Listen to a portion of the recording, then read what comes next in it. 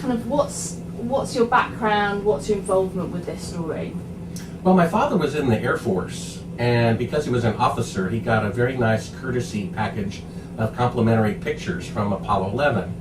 I was about 4.5 years old at the time, so I was asleep in bed when they were allegedly walking on the moon.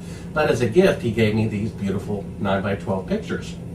So I had about 20 of them on my bedroom wall for 10 years. So I saw them every day for 10 years, so that's about 3,600 times I've looked at these pictures. And then when I was 14 years old, I saw a gentleman by the name of Bill Casing on a television program, and he said he worked for NASA for 6 years, which he did as a contractor during Apollo, and he said that the moon landings were fake.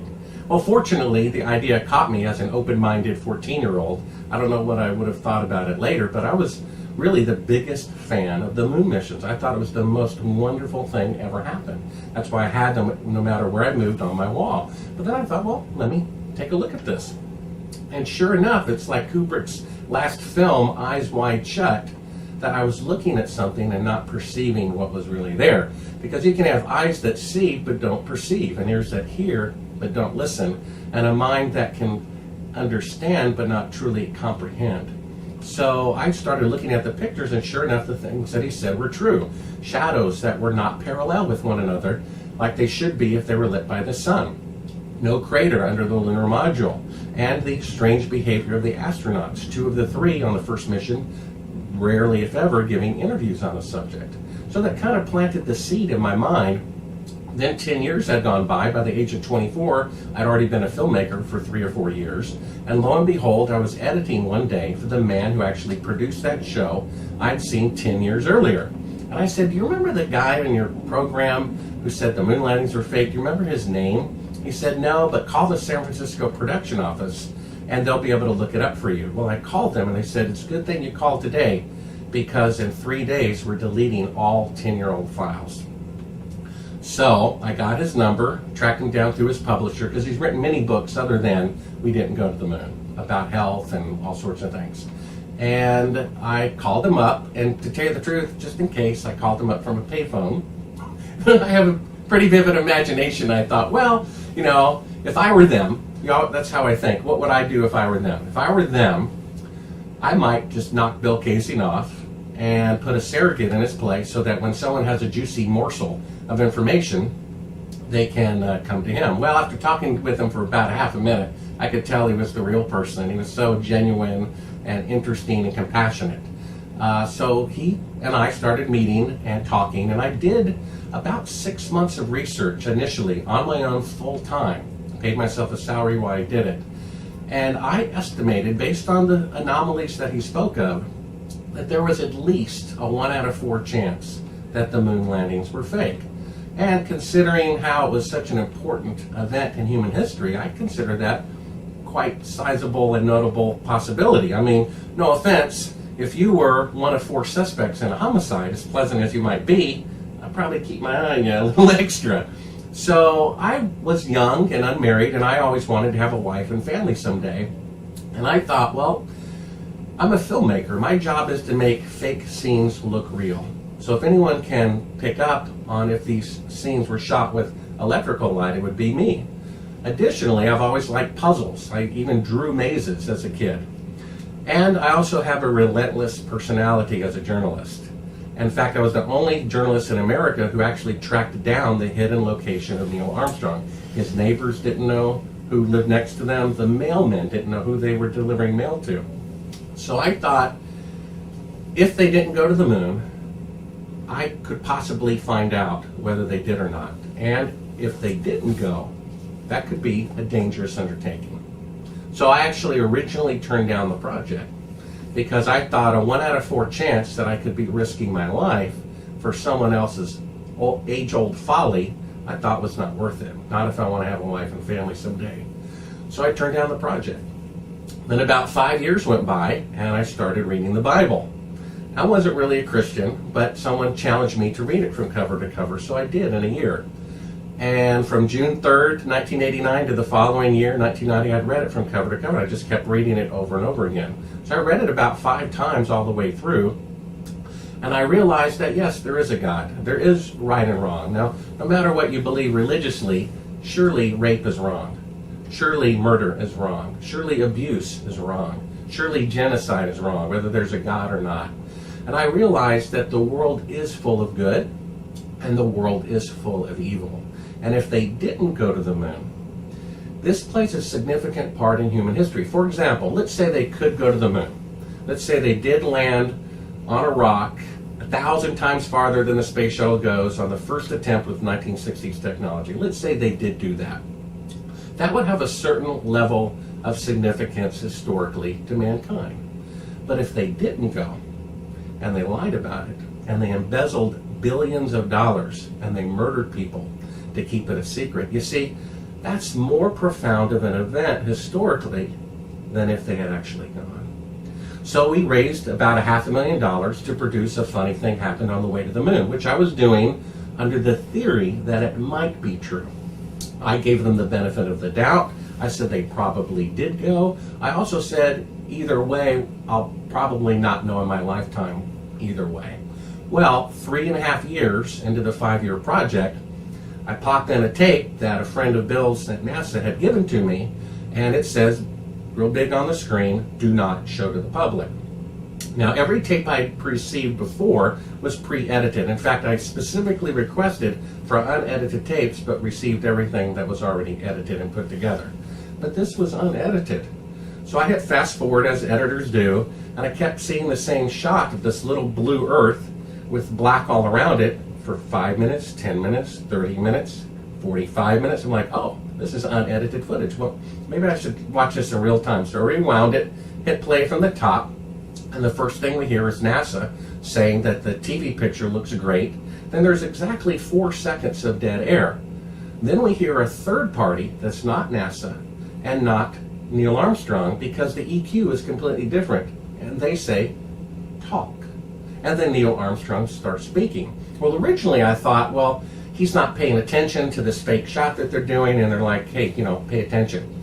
But in fact, after we produced the film, I realized that they're really only a couple of 100 miles above the Earth, which is about as far as the space shuttle goes.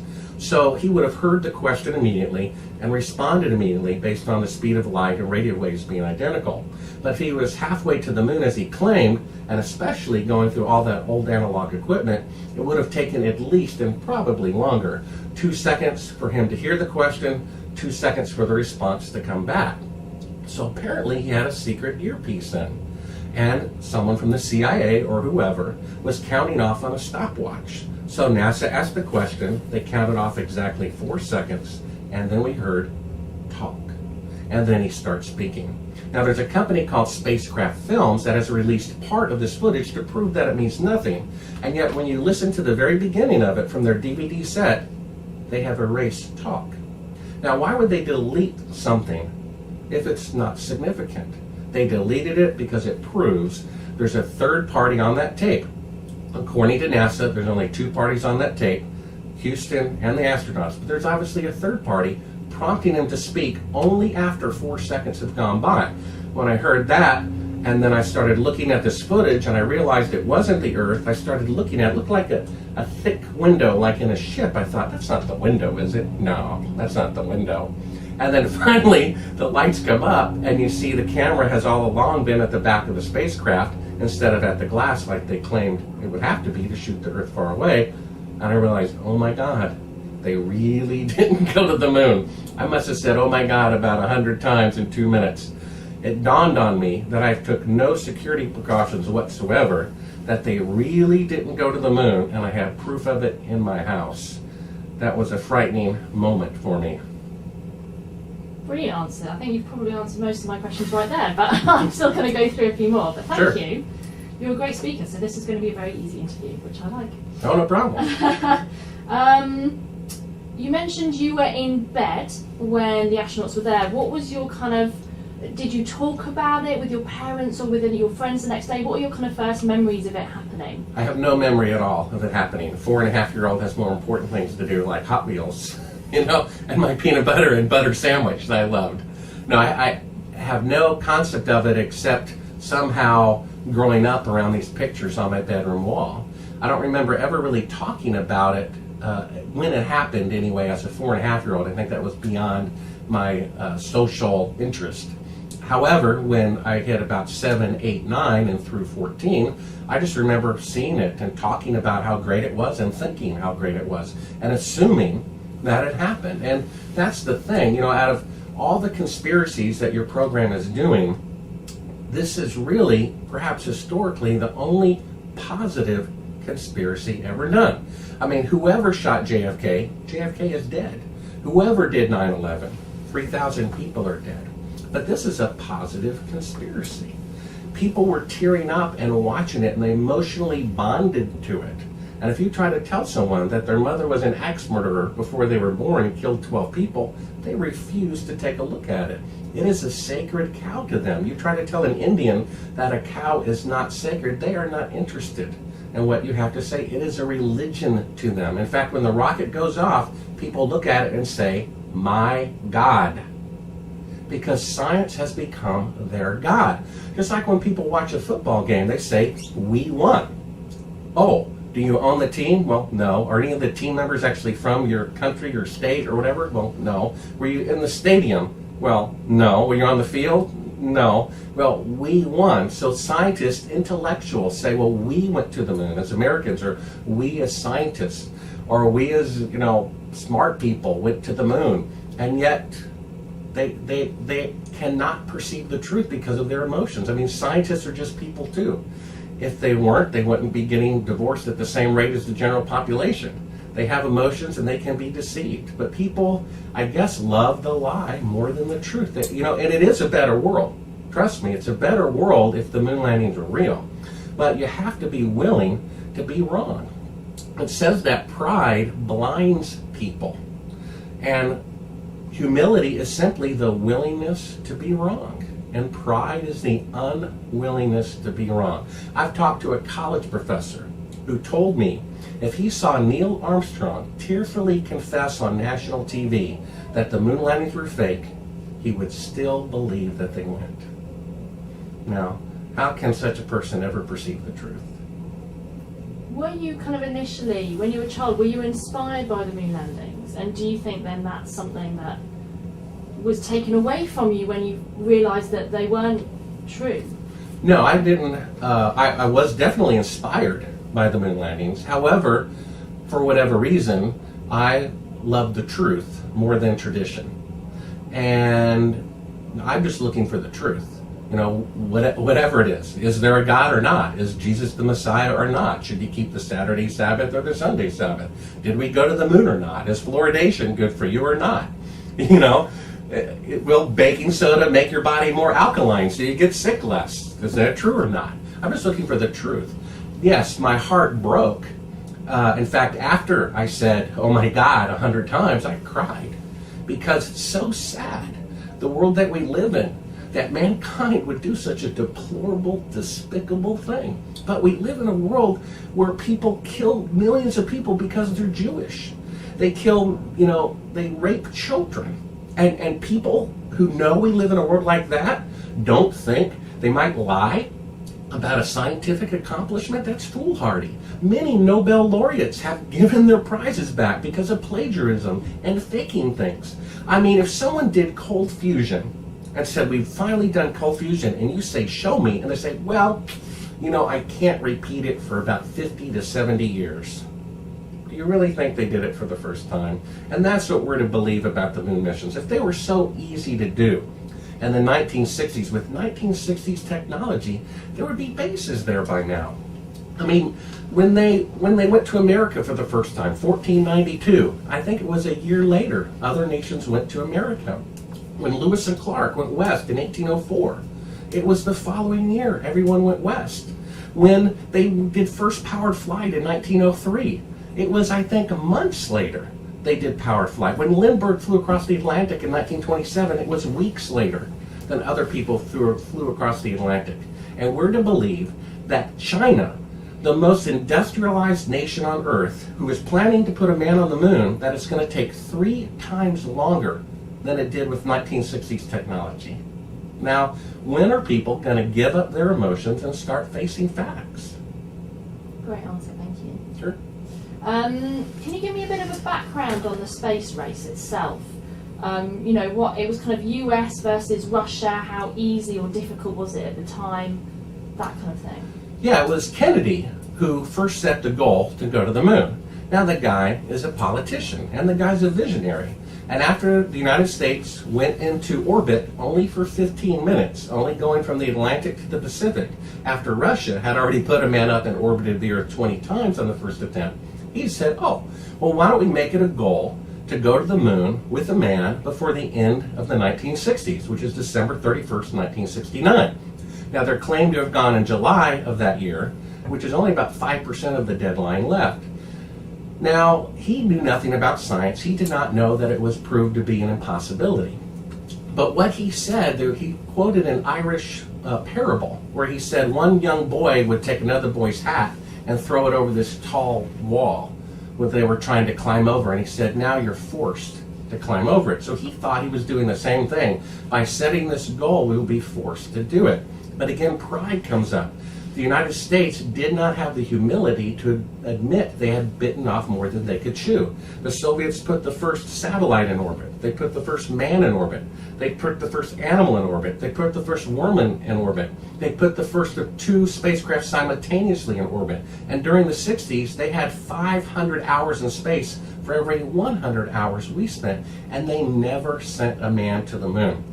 Now, recently, there's the Orion spacecraft that went up in December of 2014 to exactly 3,600 miles and then U-turn. Now, if I go to the grocery store and then U-turn, obviously the grocery store is my destination. So if they go to 3,600 miles and U-turn, 3,600 miles is their destination. So what is at 3,600 miles?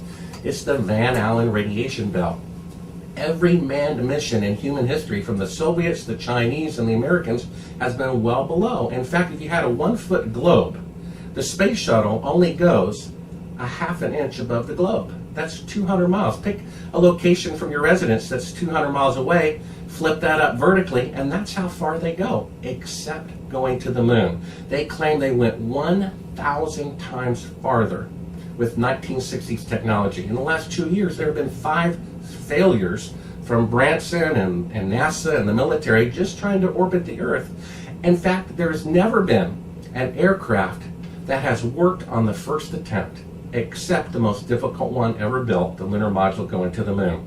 In fact, the 747 spacecraft or aircraft, which was built 10 years after Apollo, it went through 162 engines before it could get it off the ground. And that's after millions of aircraft had been built previously. So it just, the logic is just falling apart here, and people are dying for it to be true, longing for it to be true. I guess they just don't want to admit that they're wrong. Now, Kelly Smith from NASA, about the Orion project, he's in his 20s, and maybe he knows we didn't go to the moon, or maybe he didn't connect the dots, but he said in a NASA video that the radiation belt, the Van Allen radiation belt, is dangerous and extreme radiation. And he said that NASA has to first learn how to protect astronauts from it before they can send people through it. Now, if the technology to protect astronauts from the Van Allen radiation belt has yet to be invented, then how did they go to the moon? You know, and into lunar orbit, which would be 18 times through the Van Allen radiation belt, 9 times to lunar orbit and 9 times back. They never suffered from the slightest from radiation sickness or cancer. In fact, we found a publication from 1959 from Scientific American, in which Van Allen said, our measurements show that the maximum radiation level is between 10 and 100 rem. Since a human being exposed for 2 days to just 10 rem will only have a 50% chance of survival, the radiation belts present an obstacle to spaceflight. Now, he recanted on his math. Just like von Braun, who built the rocket, he originally said, it is commonly believed that man will fly directly from the Earth to the moon. But to do this, it would require a vehicle of such gigantic proportions that it would prove an impossibility. Calculations have been carefully worked out for the type of vehicle needed for a non-stop trip from the Earth to the moon. The figures speak for themselves. Each rocket would be taller than New York's Empire State Building, or 1,250 feet tall. The Saturn V was only 363 feet tall, and weigh 10 times the amount of the Queen Mary, or 800,000 tons. The fully loaded Saturn V rocket only weighed 3,000 tons. Now that's a difference of 26,000%. Now, if there's a mathematician who's wrong by 26,000%, how could he possibly be trusted to put men on the moon? Or did he recant just like Van Allen did? When Kennedy set the goal to the moon and Johnson was in charge of faking it, and of course didn't run for re-election when he was eligible because he knew faking it would work, right? You might get caught faking it. He was only one of two presidents in the entire history of America who refused to run for re-election when he had the opportunity to do so, because he knew faking the moon landings was going to be in that next term.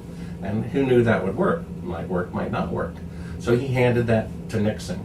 Now these scientists, both Van Allen and von Braun, said, you know, going to the moon the way that it was shown was impossible. And they both recanted shortly before Apollo project was started. So, what can you say? Where did the idea of conquering space first come about? Well, I guess it happened because Russia sent Sputnik up. And people thought, now that nuclear bombs had been built before, that what if Sputnik had a nuclear bomb on it and it just went over America and dropped its bombs? That would be hard to prevent. So it kind of put fear into people. Now, of course, Eisenhower, you may know, the last day he was in office, which would have been January 19th, 1961, he warned America that the military-industrial complex was taking over the government, that the need to make money off of militarization was now taking over the logical, proper, peaceful thinking of the nation. They were making lots of money. For example, the moon rover in today's dollars cost about $70 million each, and it had fewer parts than a Jeep.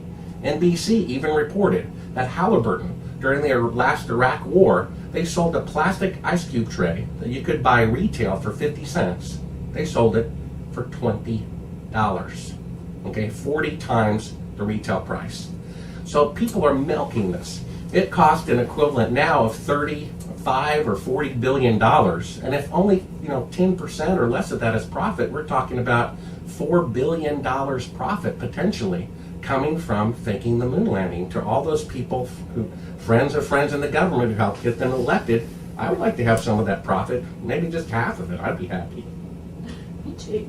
At what point did people start making practical steps to get to the moon? Well, going into Earth orbit is no small achievement. It's very dangerous. And as you know, 2 space shuttle have blown up either on the launch pad or in re-entry, trying to get Earth orbit. In the last 2 years, 5 different enterprises to reach Earth orbit have failed. So if it's that difficult, to enter Earth orbit now, how could it possibly, could you go 1,000 times farther, land on another world, have to take off and land in a foreign environment? How could that be done on the first attempt?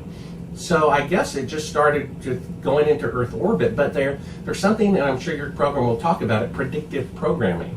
And around that time, Star Trek was on the air. And so many people who just adamantly insist the moon landings are real, they're very big fans of Star Trek.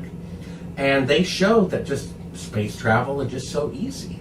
But putting a vehicle in orbit 200 miles above the Earth and landing on another world is quite a difference. That's like saying, the first time a car was driven from New York to Los Angeles can be done, so I suppose driving a car from Los Angeles to Hawaii can be done. People don't realize it's an enormous difference to leave Earth orbit, largely because of radiation and largely because, as von Braun said, they didn't have enough fuel to do so. Great. You mentioned earlier the Soviets managed to beat the Americans again and again in the early space race. How do you think this kind of nation full of, it's a massive country, but you can't do much with it. It's a country full of farmers. How do you think they managed to beat the Americans so many times? Well, they put a lot of energy and money into beating that particular space race, because it was seen at the time that if you're the best in space travel, you're the best nation on the earth. Who knows, maybe next year it'll be who plays the violin the best. But back then, and probably still today, it's space travel represents the pinnacle of the technology of that particular nation. So they wanted to prove that they were better than the U.S. And actually the U.S. was better than the Soviet Union in almost every other way, militarily, economically, social freedom. So this was their one way to outdo us in that one thing that was, considered to be the very best. So they put a lot of money into it. Why did they never put a man on the moon? Now, some people say, well, surely they would have found out through espionage that the moon landings were fake. And I agree, they probably did find out. Israel probably found out, China probably found out, and Japan now probably knows we didn't go to the moon. But I think each nation has skeletons in the closet of the other people. And they're saying, well, you don't spill the beans about this, and we won't spill the beans about that. Maybe initially we were fooling the Soviet Union like a bluff in poker. You've got 3 3s, I've got 2 2s, so I go all in and you back off. Maybe they really did think we went to the moon initially. But now, I think they probably have found out through espionage, but they're, agreeing to not bring it up because we won't bring up their, garbage, and they won't bring up our garbage. And this whole idea that, hundreds of thousands or thousands of people worked at NASA and they would have known, that's just not true at all. It seems like a logical question, but it's not. Do you really think the CIA is going to tell the guy who makes the glove or the boot or the door handle, hey, the moon missions are fake, don't tell anybody, okay? They didn't know. All those people at the flight controls, you'll see in the beginning of A Funny Thing Happened on the Way to the Moon, this tracking shot past all of them, that's 10 seconds before they go to the moon for the very first time, and they're all kicked back watching the TV like the rest of us. They had launched a satellite called the Tetra-A satellite before Apollo 11 to simulate transmissions coming from the moon so that the ground crews could rehearse. In fact, a controller recently admitted he could tell no difference whatsoever between a simulation and an actual flight. Now, NASA cleverly claimed that the Tetra-A satellite, crashed and blew up re-entering the Earth's atmosphere over the Pacific Ocean. Well, that was so that they could secretly have it up there simulating the moon missions. You really only had 3 eyewitnesses to one of the greatest events in human history. It wasn't like World War II or the Holocaust where there were millions of eyewitnesses. There's only 3 eyewitnesses, and they're all government employees, and they're going to do what they're told to do. And you have a TV picture. I mean, people say, well, I was there. Really? You were there? We saw a fuzzy black and white TV picture that was deliberately 4th generation so that you couldn't perceive the quality of it. And somehow people assume, yeah, that's the truth. Then you can't blame them for assuming that the government is honest. They're supposed to be honest. But the fact is, it was the only time in world history that such a grand event had no independent press coverage whatsoever. This TV picture's from the moon.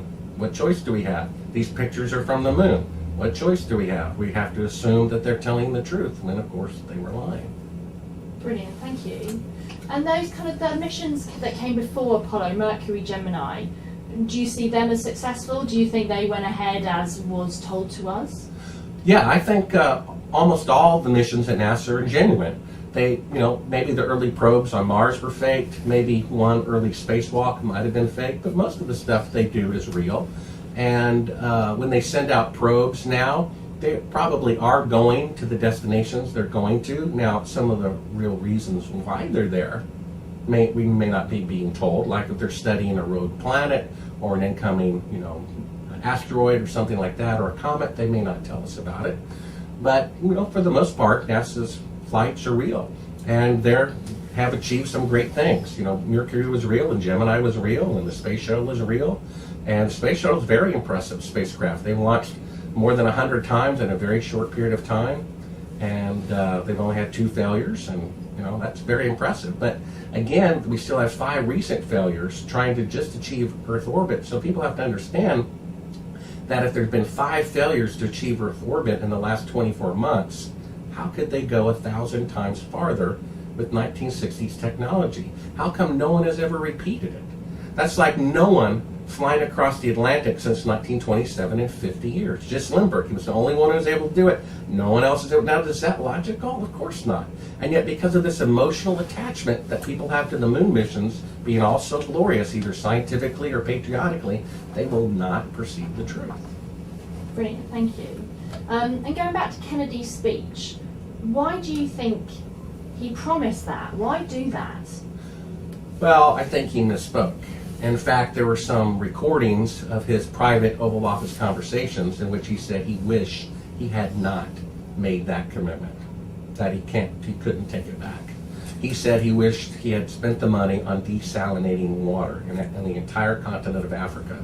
They could have desalinated water and provided clean drinking water for that entire continent for the same amount of money or less. And that's what he wished he would have done, but it was too late to take it back. Was it just kind of a bluff? Was it just a mistake? It was a mistake. The guy is a visionary politician. He didn't know the difference, just like the public doesn't know the difference between Earth orbit and going to the moon. They don't know it's 10,000 times more complicated to go from Earth orbit to walking on the moon. 10,000 times more complicated. He didn't know that either. He assumed if you could go this far, it's right there, we can see it, we could go that far. And so he mistakenly thought it was easy when it's not. If it were so easy, like I said, there would be bases there by now. No one has repeated. Even America says we can't repeat it for at least 50, 60, 70 years after the first time we did it. Now that's a little odd. Don't you think? You invented the cure for cancer and then, oh man, we won't be able to repeat it for 70 years. I hate that. It's crazy, isn't it? At that point when he made the speech, how close were we to be able to launch a moon mission? Or how far were we? Well, we're about 8 years, I guess, ahead of Apollo 11, 8.5 years or so. And they had already been into space. They hadn't even orbited the Earth. I mean, so he should have said, let's try to orbit the Earth, but he didn't. He said, let's go to the moon. Later, they orbited the Earth. Later, they put more than one person in a spacecraft. Later, they did a spacewalk. Later, they joined two spacecrafts together. But that's still only 200 miles above the Earth.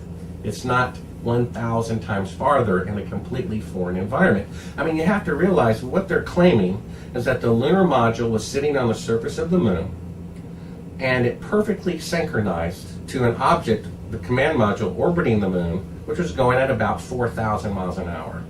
Now, this is with computer technology that is from the 60s. Right now, you can buy a $10 watch from a gas station that has more computing power than the entire program did of Apollo. And they're claiming that they went from 0 miles per hour and synchronized with 4,000 miles per hour exactly every single time. I figured that if they were off by less than 1/10 of a second, the crews would have died. It's amazing, isn't it, how you're working? They don't have any fuel to spare. There's no extra fuel. Tell me about Gus Grissom. What doubts did he have about the program? Well, he has told me personally that he thinks the Apollo 1 fire was set deliberately. His mother, Betty Grissom, she believes the Apollo 1 fire was set deliberately. We paid $10,000 from the estate of Roger Chaffee to get the Apollo 1 report. And it says, interestingly enough, that when they removed the bodies from the spacecraft, they were buckled in. Now, if there's a fire, the very first thing you're going to do is undo your belt buckle to get out of there. They would have been found at the door trying to get out, but they were found buckled in. Well, what does that mean? It means they were dead before the fire. In fact, there was cyanide gas found. Now, the State Department has admitted on the record that had von Braun lived another 2 years, they would have arrested him as a Nazi contributor. And of course, the Nazis were known for gassing people. There's also a dip in electrical power right before the fire. Now, what that means is they had some alligator clamps in there, some sort of cyanide capsule that someone hit a remote switch. It went into there, it gases. See, they were afraid, even if they tried to burn them up with the fire, that one or two of them might get out alive. So they really wanted to make sure that they were dead. They actually died from cyanide poisoning, and the fire was a way of getting rid of all the forensic evidence. In fact, as an alleged memorial to the astronauts, they have tried to throw the spacecraft into the ocean. They have tried to disassemble it, but the family has had to go to court to prevent them from doing so because there's still forensic evidence in there that proves that the fire was set deliberately. So the Grissams know for a fact from all of their research that the Apollo 1 fire was set deliberately. I know for a fact, because of the footage we found, that the moon missions were not real. So do you think the two events are related to one another? Of course they are. And that's probably the main reason why the government has not come forward and admitted that the moon missions are fake, because people will open the box of Apollo 1 fire. See, what happened was Gus Grissom was the most beloved of all of the astronauts. It was one of his Mercury spacecraft. When it hit the ocean, it triggered the explosive bolts accidentally. And so when the spacecraft bobbed underneath the sea level, the door was off, it filled up with water. Well, at the press conference, which was considered a failure because he had to be rescued, he admitted that he had these bank rolls of nickels all in his pockets. Now the reason is because his son, Scott, who I've spoken with, was in the 3rd grade or something, and he wanted to give to him to give to his friends to say, hey, this nickel has been in outer space. So when the press heard that, they fell in love with Gus Grissom. And they asked him at the press conference, were you afraid? And he said, of course I was afraid. And he admitted he was human. And he said, when I started sinking to the bottom of the ocean with all these nickels weighting me down, he said, I think that was a bad idea. So they laughed, and he was endeared to the public. So he was going to be the first man to walk on the moon. And then he was so frustrated, he kept filing these reports about how this needs to be fixed, and this needs to be fixed, and this needs to be fixed. In fact, these reports and copies of them were removed from his house by the FBI or the CIA before his widow was told that he was dead. He was starting to appeal to members of Congress. Now they knew if they asked this guy to fake the moon landing when he was such a complainer, he probably is not going to cooperate, and he might call the media. In fact, days before he burned alive, without permission, he had an impromptu press conference. He invited in the media, which was camped out at NASA during that time, without permission, without proper procedure. And he was a bit of a gardener. He had a backyard that had all these different kinds of trees, grapefruit and lime and lemon. He took a lemon the size of a grapefruit, and he clipped a coat hanger, and he stuck it in, and he took it and he hung it on the very top of the rocket. He called it a lemon, which means a failure. And he invited in the media to take a picture of it. So you can imagine the general at the Pentagon eating his supper and seeing this, and they're like, we have to get rid of this guy. So apparently they burned 2 other people along with him to make it look like they weren't singling him out. In fact, the other astronauts said, we applaud you, but we're going to stand over here in case he gets struck by lightning. So if he had an accident on his own, it would probably look more like homicide. So they put in 2 other guys with them, and it was also a great warning. I studied the character of Neil Armstrong, and he was a man of high integrity, very pure-hearted individual, very patriotic. And I imagine when you ask a test pilot, to fake the moon landing, a man of his integrity, a guy who flies aircraft that's never been flown before. In fact, he ejected from the lunar module exactly 1/30th of 1 second less before it exploded on the ground. If you ask a guy like that, to fake the moon landing, he's going to say no. And if you threaten his life, what does that mean to a test pilot? It doesn't mean anything, threatening his life. So you have to turn up the heat more. They probably, it's speculation, but it's good speculation, that they probably threatened the life of his family, and said, do you want them to be fatherless, or do you want them to die also in a plane crash or whatever? So he reluctantly cooperated. That's why he rarely gave any interviews, and it just made him, despise the whole program. That's why on the 25th anniversary of the event, we show this, and a funny thing happened on the way to the moon.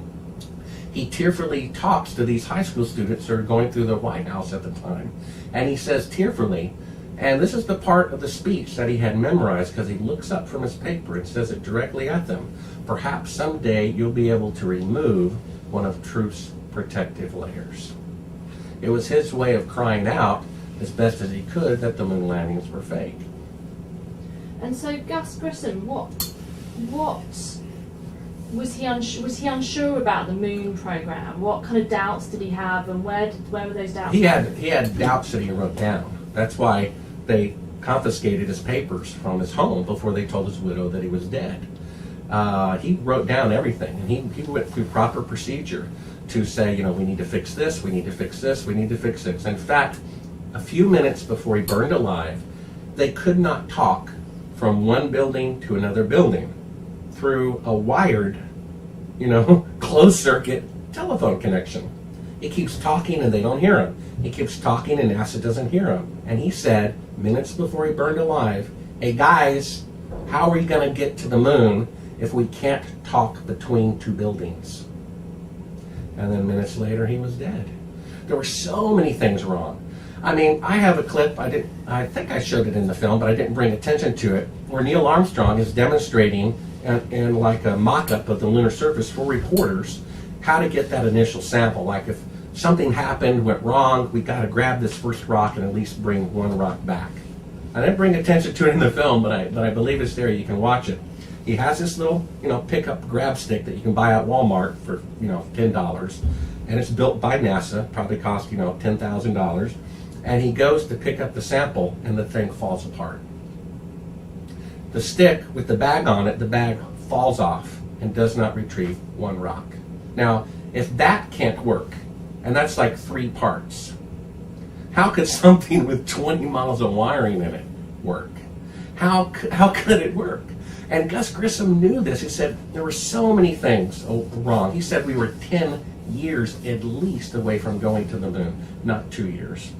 And in fact, Bill Casey said they had an interdepartmental report he saw, because he was a proofer. He was an English major. So most people never saw the full picture. Departmentalization, like they did with the atomic bomb. 145,000 people were working on the project, and they knew nothing about what they were working on. So yes, they can keep a secret from that many people. And yet he saw everything. He saw the whole picture, like the president, because he was proofing all these memos. And he saw one that said they had a likelihood of 1 in 10,000 of making it the first time.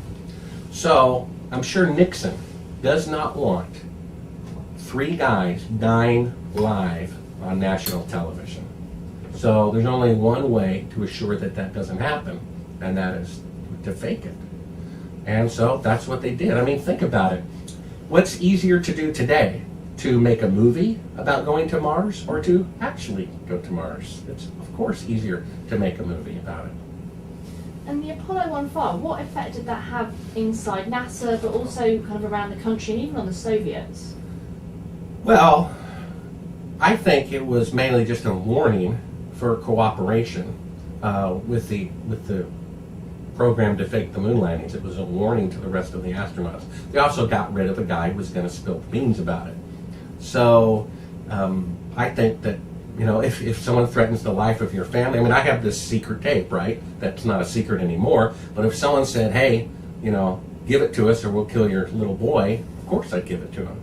So I think that was kind of a warning to them. The Soviets knew that they couldn't go to the moon. They knew about the Van Allen radiation belt. They sent an unmanned probe to the moon to retrieve rocks. And that's like, well, what about the moon rocks? Well, number one, it's a crime to own a moon rock. They just arrested a 77-year-old woman, you know, handcuffed her at a Denny's or somewhere because she tried to sell a piece of a moon rock that she legitimately got from her husband who worked at NASA. They do not want people to look at these because in 2009 in Holland, a curator apparently watched a funny thing happen on the way to the moon.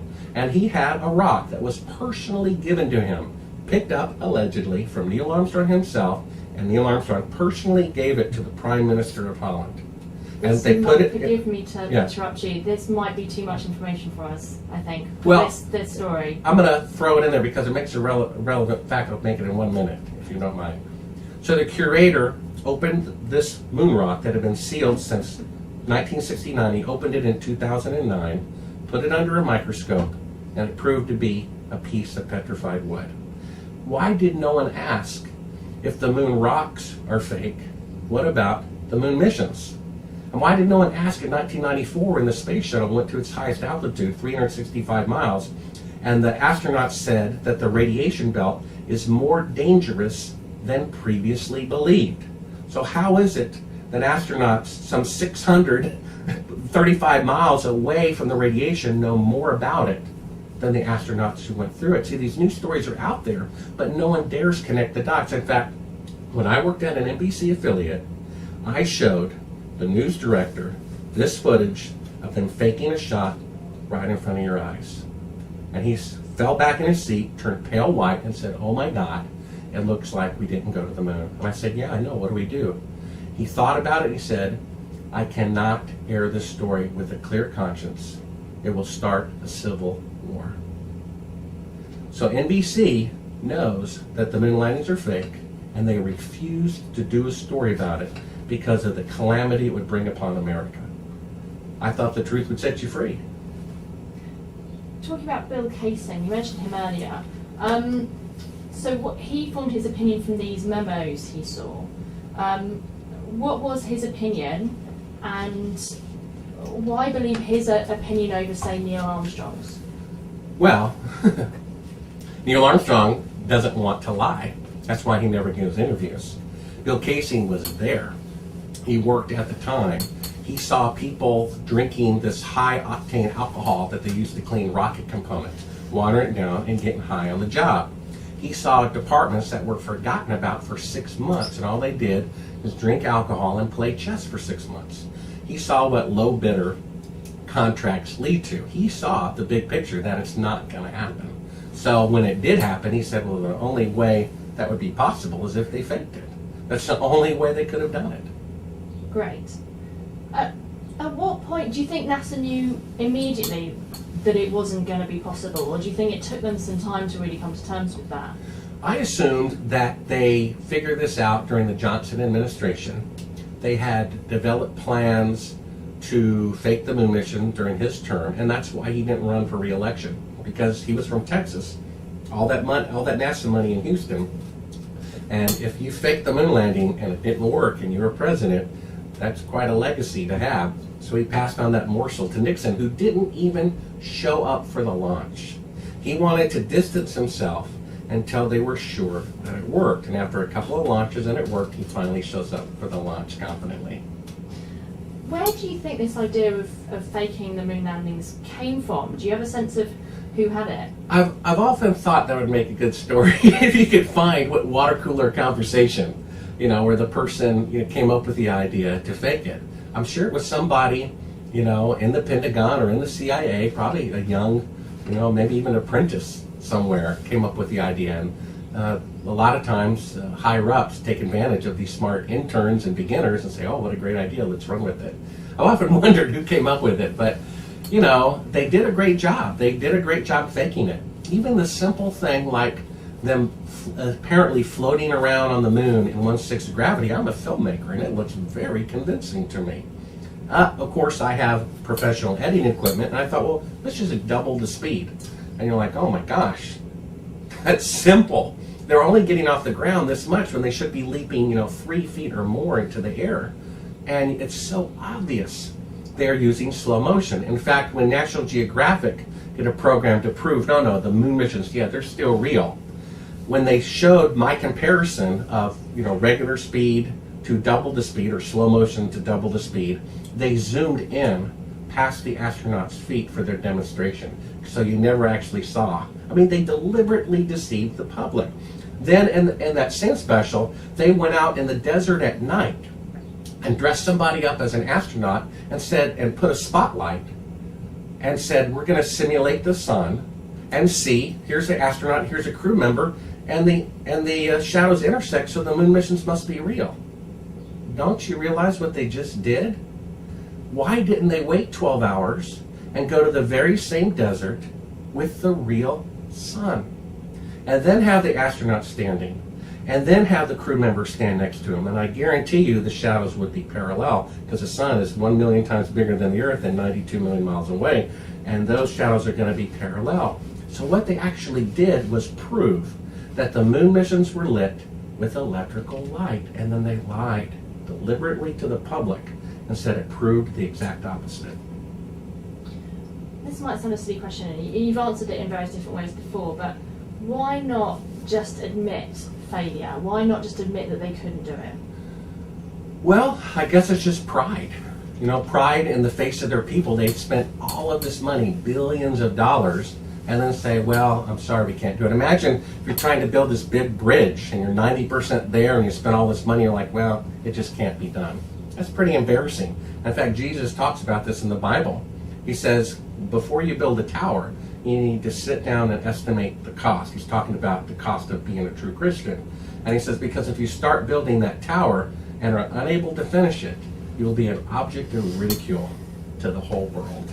That's what Jesus said. And the same thing is happening here. They were afraid to admit that they had failed, so they lied about it.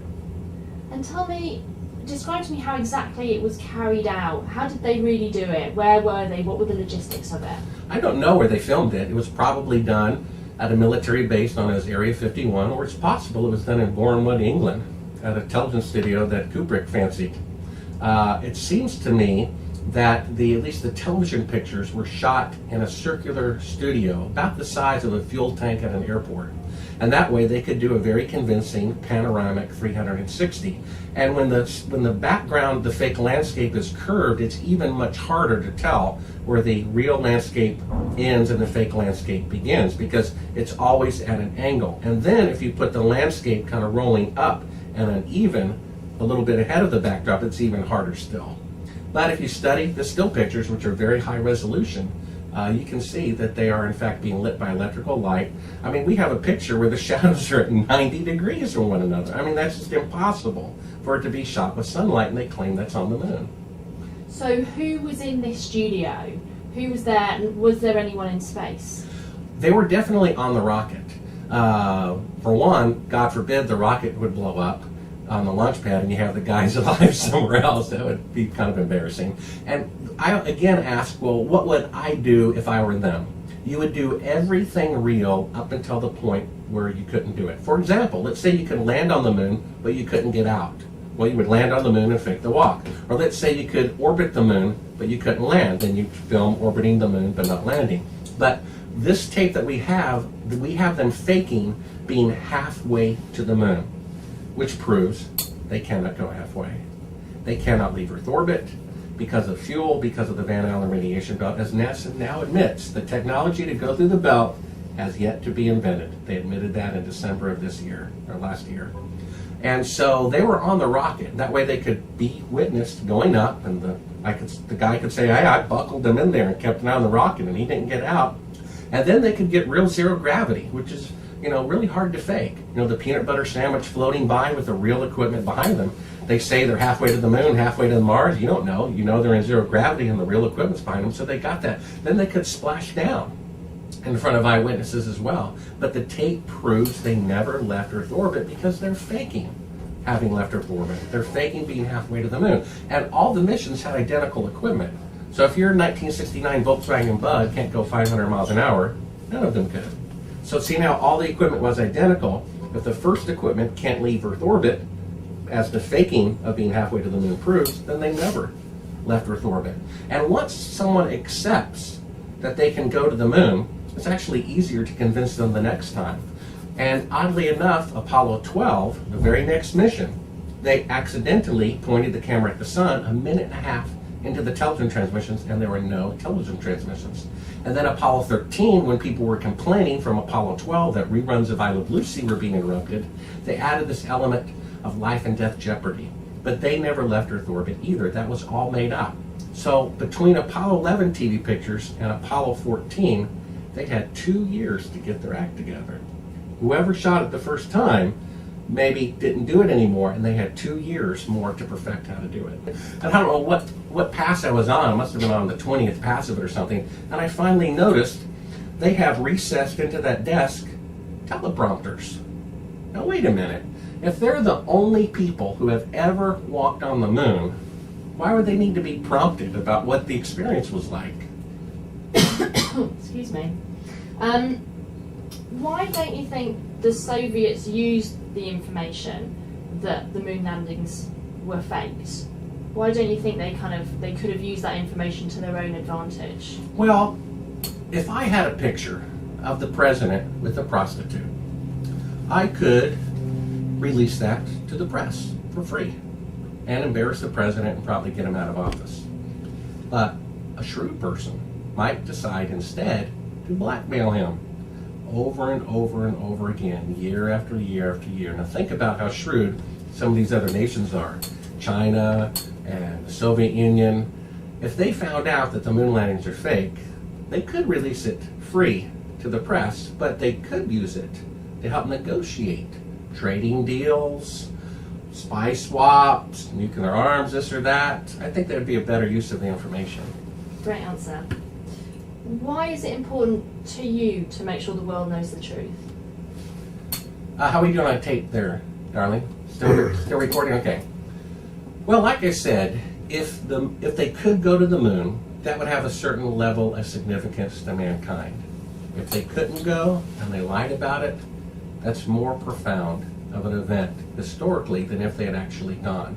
So what we have here is one of the greatest events in human history, the faking of the moon landings because of our unwillingness to humble up and admit we bit off more than we can chew and set a goal that we couldn't achieve. And in the process, we embezzled billions of dollars. We potentially murdered people to keep it a secret. That's such an amazing part of human history. I believe if I were asked or had any say in it, whoever shot JFK, I'd give them amnesty. Whoever faked the moon missions, I'd give them complete amnesty. The history is being cheated, and the world at large is being cheated. We have to see how deplorable we are. I mean, if you had cancer, would you want your doctor to lie to you? Or would you want to know the truth? You might lose a limb, but it's either that or lose the whole body. And that's what we're faced with. Humanity is at a crossroad here. We either admit our mistakes or we continue to sweep them under the rugs.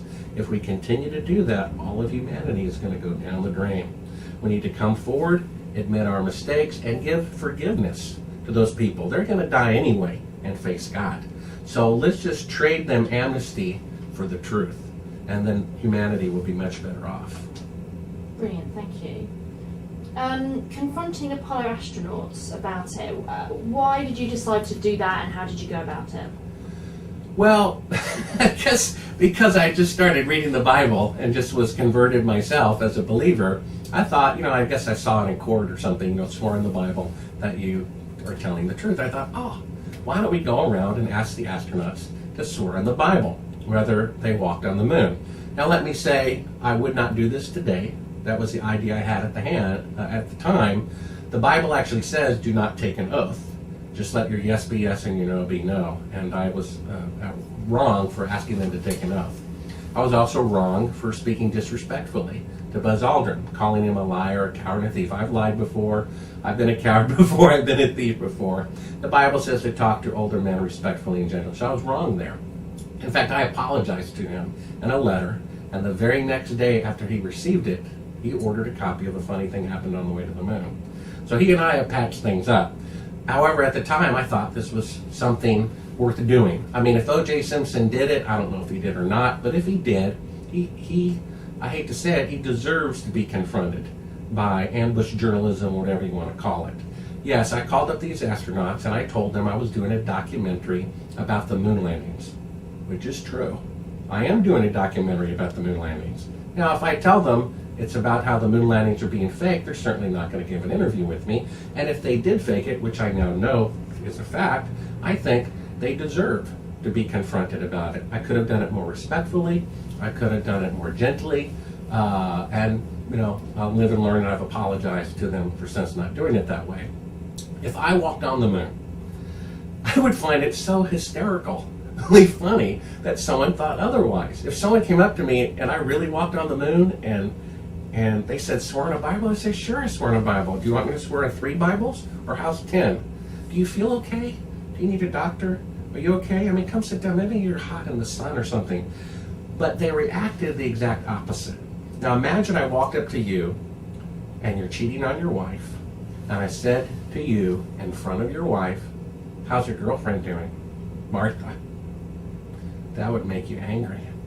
You see, if they really walked on the moon, then I'm throwing a feather at them. Why would anyone be upset if someone threw a feather at them?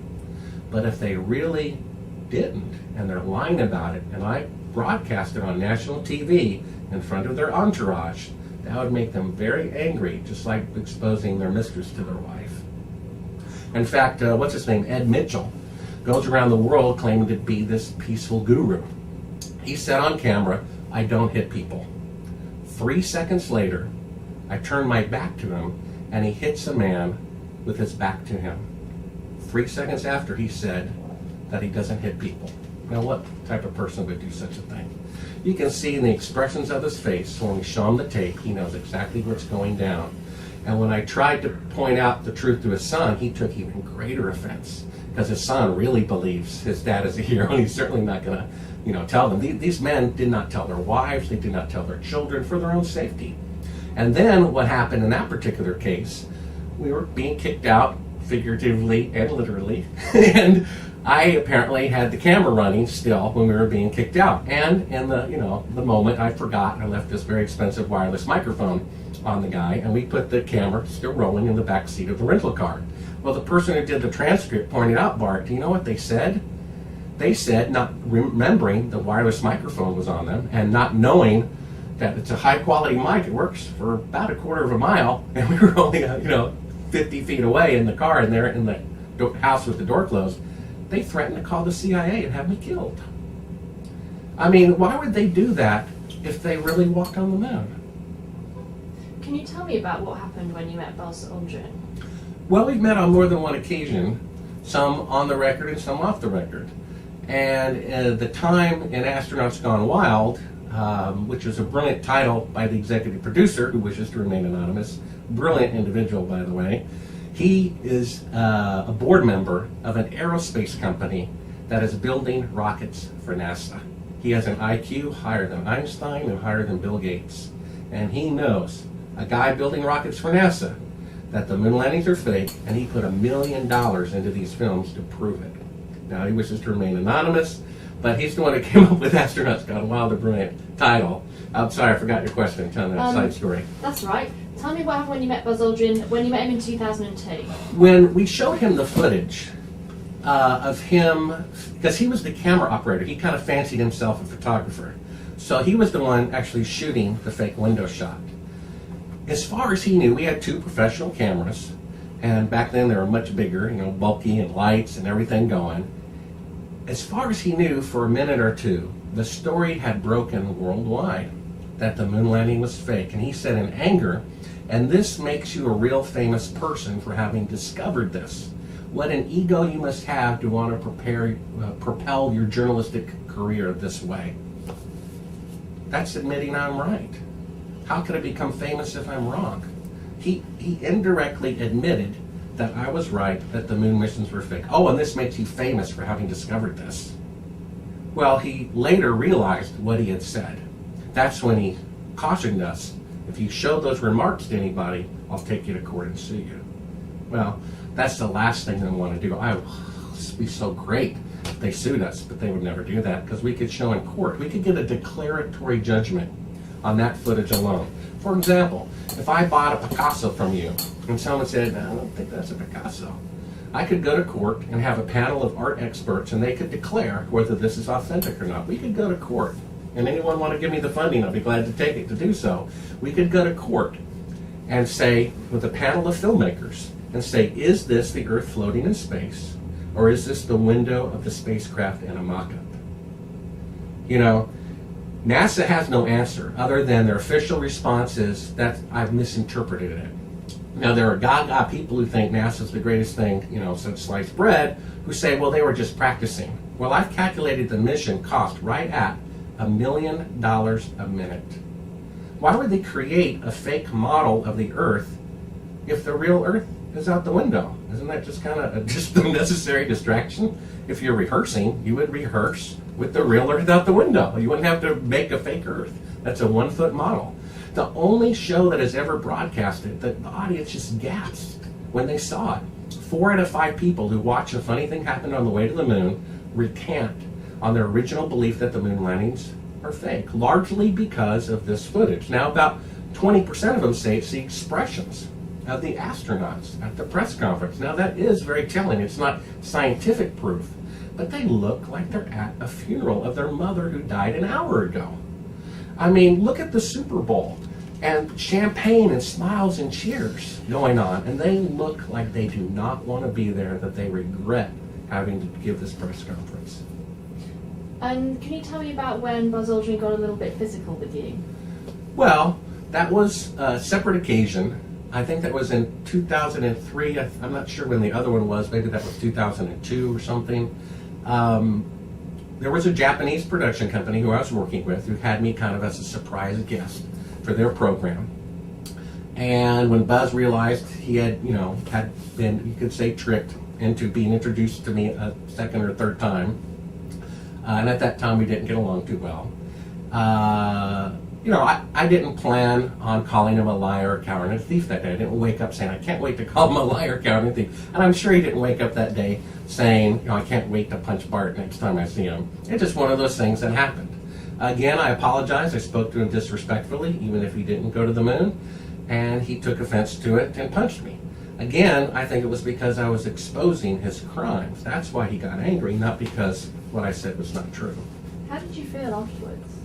Physically or emotionally? Both. Well, he's got a good punch, and he's quick. I didn't see it coming. He's got good reflexes.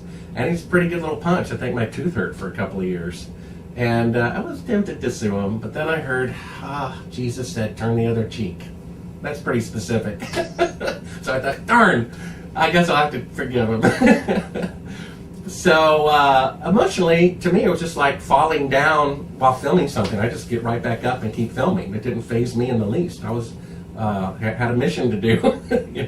I just kept on going. It's nearly 50 years since it happened.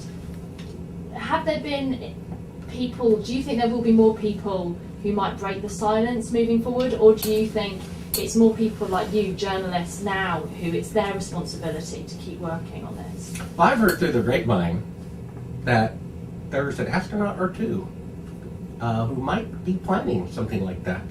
So you just never know what's going to happen. It might be admitted. They might come forward. You just don't know. I think time will tell and time will prove, because the more time goes on, if we're still here, on the 50th anniversary, I think that's going to be a big milestone, having not been able to repeat a scientific achievement in 50 years. That's like saying I made a hologram in 1969, but can't do it for another 50 years. I mean, it just does not happen.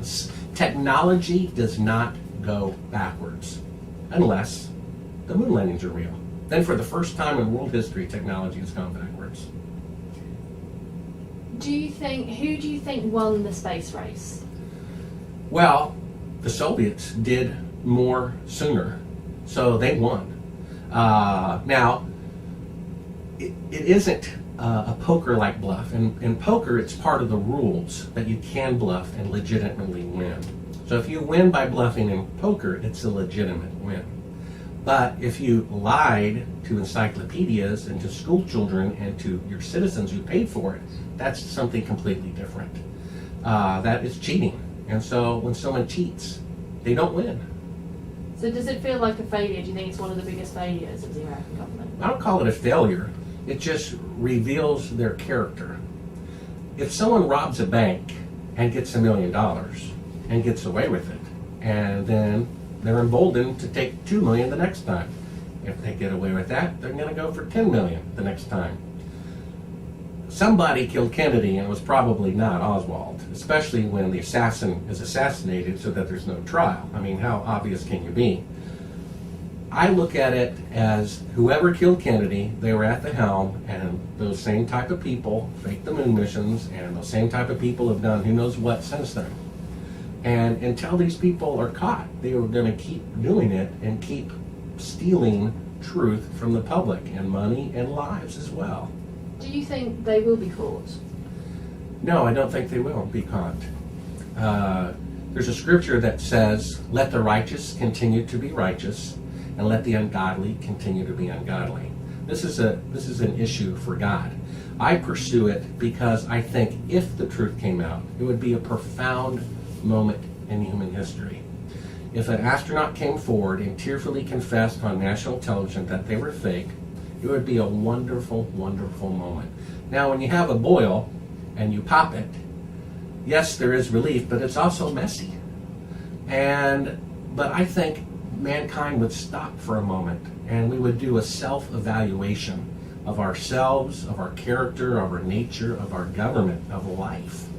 I mean, I start my film with the Tower of Babel because the Bible says that they did it to make a name for themselves. Up until like 1800, the greatest technology for thousands of years was simply architecture.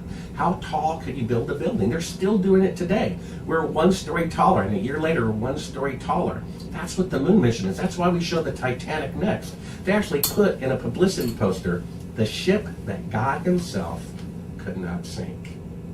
See, God didn't let that slide. And again, Nixon, who knew they were not there, said putting a man on the moon is the greatest event next to creation. That's pretty sad. So if the truth comes out, it puts us in our place, and I think we can be restored to a better nature. Lovely. Do you feel that if they lied about this, they could have lied about other things? Absolutely. When people, criminals commit a crime, it's not their first time. I mean, think about it. When you got pulled over last for speeding, was that your first time you ever sped? Or was it like the 500th time and you just got caught once or twice? Obviously. They're doing many more schemes than this. The CIA admitted only a couple of years ago that the Gulf of Tonkin incident, which started the Vietnam War, that they completely staged it so that the U.S. would be drawn into the war. They admitted that. Reagan and his Cold War missile defense Star Wars thing, the General Accounting Office finally admitted they rigged tests to make it seem more advanced than it really was in order to fool the Soviet Union about U.S. strategic capability. That's exactly why they did the moon missions. And plus, the Vietnam War was going on. It's a very positive pep rally. Nixon said the number one danger to America is domestic revolt because of the Vietnam War. He said that's the number one problem with our country. It's people protesting the Vietnam War. Now you give them this pep rally, something good to cheer about and to think America's great again. Plus, people were making money off of it. Plus, it made a fool of the Soviet Union for a few years. Plus, it didn't kill the astronauts. They had a lot of benefit from it. Absolutely. Do you think we'll ever leave low Earth orbit, and should we? I think if we can give clean drinking water to everyone on Earth and medicine to everyone who needs it, and explore the oceans and make sure we have all the species in the oceans discovered, and I think they discover about 4 new species a day, every day for the last 50 years. I think after that, if we have extra money, it's certainly fine to explore the cosmos. But they spent $1 billion on a probe to Venus to map the surface of Venus better than any probe has ever mapped the surface of the Earth. Now, you might as well just take $1 billion in cash and throw it in a fireplace. I mean, something's not right with our thinking here. We have to explore, we have to look, but I think we need to first take care of planet Earth first and the people on it. Once we do that, if we have money left over, sure, let's go explore dead rocks out there. Great answer. Just the last few questions for me. This has been brilliant, thank you. Have you ever felt it's kind of a dangerous thing for you to do this? Because people don't want this information coming out. Have you ever felt threatened, or have you felt like this is a dangerous thing, but I have to do it? How are we doing, Eula? Did you replace tapes? Yes. Oh, good for you. See, she's never used the camera honest. before. She's so sharp. Well, I'm writing a book, an ebook called A Funny Thing Happened on the Way to the Moon. And in it, I will describe my X-Files-like experiences that did happen. After we found the tape, I stupidly got everybody on scrambled telephones, thinking a little arrogantly that I could somehow outwit the CIA.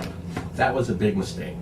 As you may know, when the NSA and whoever studies internet traffic, and some for good reasons to prevent terrorist attacks and things like that, the very first thing they keep an eye on is things scrambled. Oops. Well, that was a big mistake. Then I call up Bill Casing, and I'm like concerned, is he in danger? They interrupt that phone call with this screech. And then we started hearing everyone who talked to me for years heard echoes on the phone, and it's being looped through somewhere else. I don't know. I can tell you that I was abducted one time. I was drugged with a very exotic drug, They don't need to torture people, let me tell you. On this drug that they gave me, I told them everything they wanted to know because I thought they were good guys. I was so drugged, I was vomiting. It was some LSD, true serum type of thing. I escaped from their captivity. I urinated into a cup and I took it to a lab to prove that I had been drugged by this exotic drug. Well, in the middle of the night, some plumber crew went into the lab without setting off the security alarms and removed it. So I can go into greater detail if someone wants me to sign a book deal. I'm wide open. I'm about a third done with the book. And I'll go into all that hard to believe stuff. Maybe you should edit this out because I don't want to lose credibility to the fact, and that's why I normally don't mention it. But these things did happen.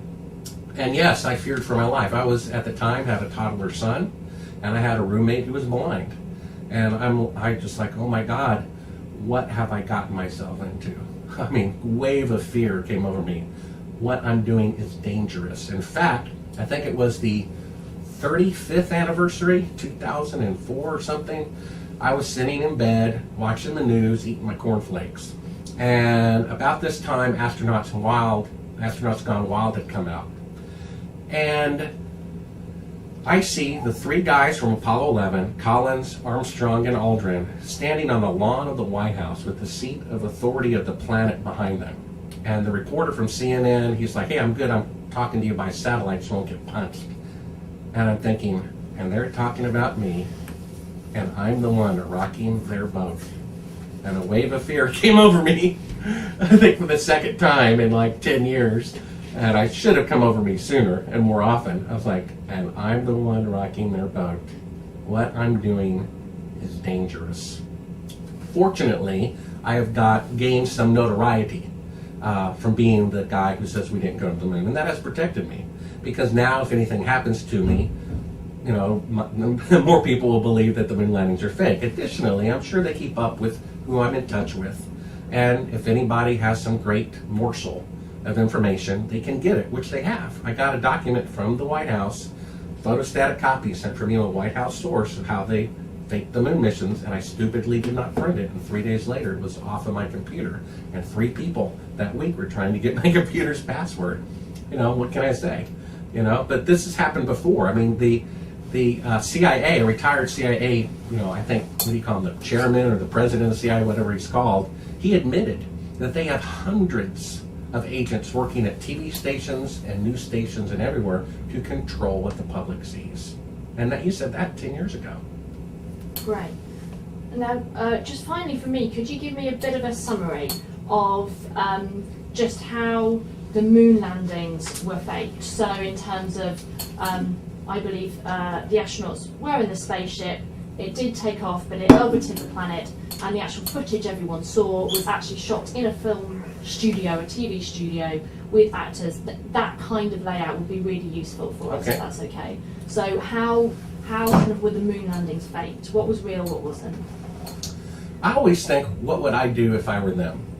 So if I were them and wanted to fake the moon missions, I would do scientifically all that was possible. If you could land, but you couldn't, for some technical reason, get out and walk on the moon, I would go all the way to landing, fake walking. Oops. Sorry. That's okay. Let me do that again. You could just go from where you were at. So if you could land on the moon, I would do that bit. Sure. If I, for example, let's say they could land on the moon, but they couldn't get out because of some technical glitch, then I would do real up until landing and fake the walk. Let's say they could orbit the moon, but they couldn't land. I would do real up until orbiting the moon.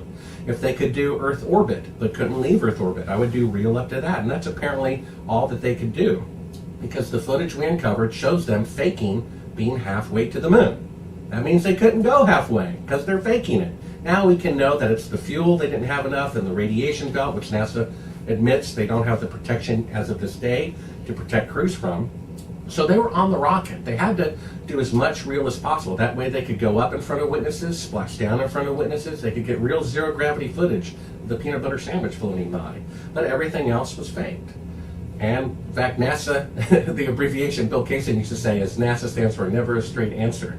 And one of their logos was, if you can't make it, fake it. And that's what they did. They did not want to admit that they had bitten off more than they could chew.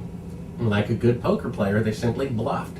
We show in the film during, the time leading up to Normandy.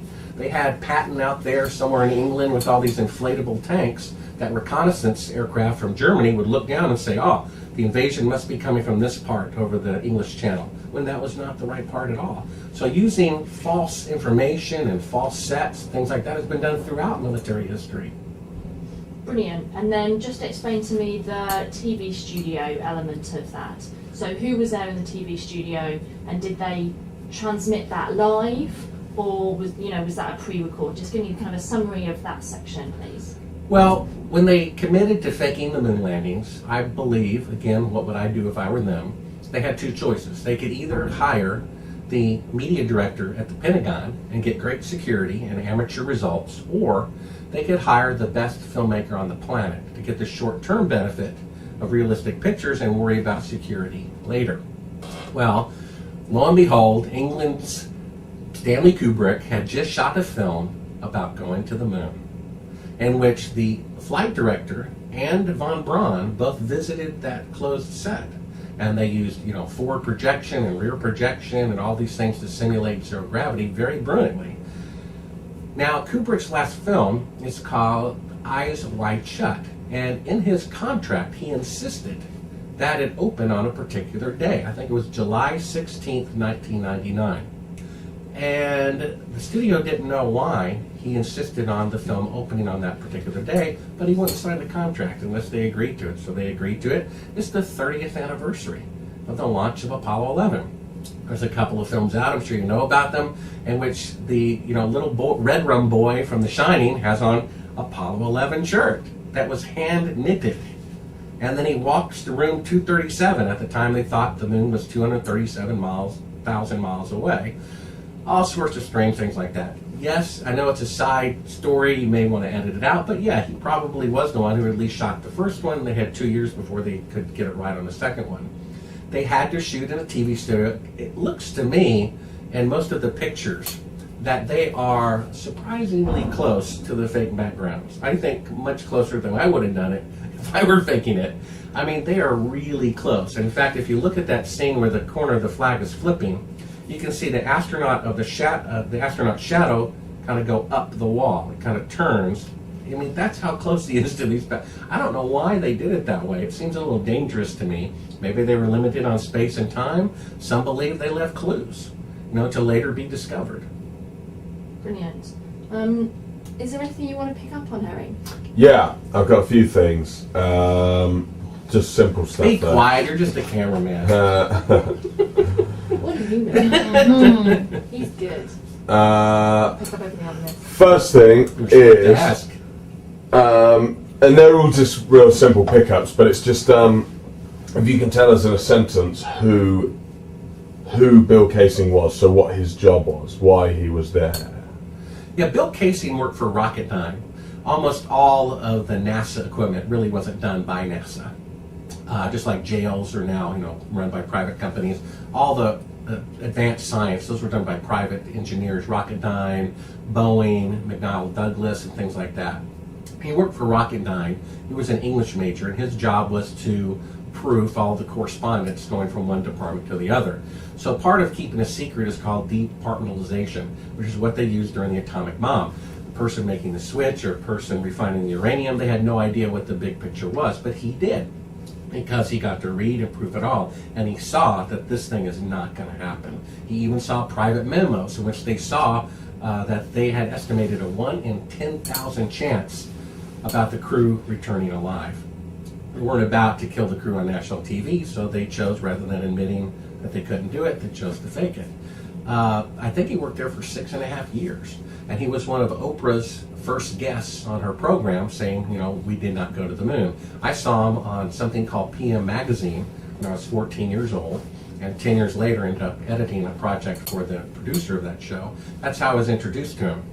We went to Japan once together on a trip to do book and TV interviews in Japan, and I also flew him here to Nashville to do a film interview that, unfortunately, because Fox originally wanted to air the film as is, they wanted it to be 44 minutes, so I had to cut him out and Ralph Renee out. Later, their lawyers were too afraid to air the film. So they kind of hired me as a consultant, interviewed me, and used segments of my film in it. The guy is a very honest man, very high integrity, a man of compassion and love for people and for the truth. And that's why he was very persistent about it. He has a better heart, though, I think, than me. I'm kind of annoying. I guess I'm the John Adams of the group. I annoy people even though I might be right. He, on the other hand, was a little bit more diplomatic, maybe like Thomas Jefferson. And he was just like, oh, this is okay. Yes, we didn't go to the moon, but it's okay. And I remember, after knowing him for at least 10 years and being 3.5 years into the project, a funny thing happened on the way to the moon, which took 5 years. When I finally found the tape, I called him up, so excited. Bill, we really didn't go to the moon. We really didn't go to the moon. He goes, well, Bart, I told you. I said, yeah, but we really didn't go. Well, Bart, I told you. It's like, yeah, I know you worked there, and I know you kind of witnessed it firsthand, but now I have proof. It was like, well, Bart, I told you. Calm down. I told you. So he probably wouldn't have confronted the astronauts. He probably would have tried to talk to them privately, which I've done a little bit of, and I won't go into it, though. But, he's a very pleasant individual, man of great integrity and truth.